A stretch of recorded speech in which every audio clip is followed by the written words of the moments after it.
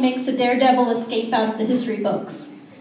Let me just say a couple of words about the historical context. So Anne Bonny is kind of both a historical person and a legend. Like there's a trial record that she existed, and there's notices for her regressed, but a lot of her biography, like her early life, and what happened to her after she was arrested is entirely legend. So this is kind of about trying to tell her story while realizing that there were always going to be gaps and inaccuracies in it.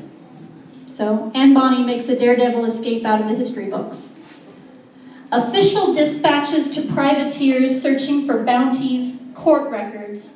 That's where Anne Bonny writes her autobiography. Daniel Defoe tries to write her story.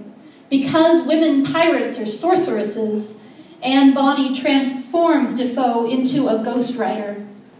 Why else should the writer of a marooned mariner tale need a pseudonym to write a true crime book on villains of the high seas? His work is by all accounts impeccably researched, but in this instance he cannot cite his sources before Anne Bonny turns them into ghost sources. As he writes the names of the informants, the ink with which he writes their initials changes phase into the smoke that is wafting from her smoking gun.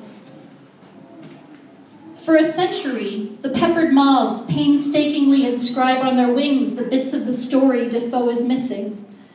When the moths lose interest in the role of flying archive, they replace their history book wings, speckled with names, dates, and cartography charts, with wordless wings of shadow paper.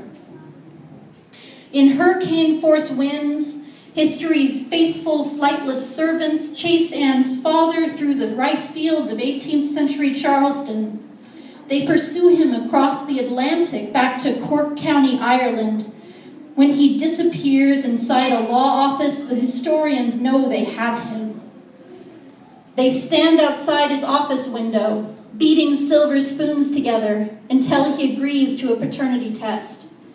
Grading on a curve, the antiquarians review the man's short answers. Lawyer William Cormack passes. Finally, there is evidence. The historians are ready to grant Anne Bonny the enviable status of respectable, verifiable, historical person. The biographers plead with her. Give us a map with X marks the spot of your burial, and we'll give you a ticker-tape parade. Give us a death certificate, and we'll consider a national holiday.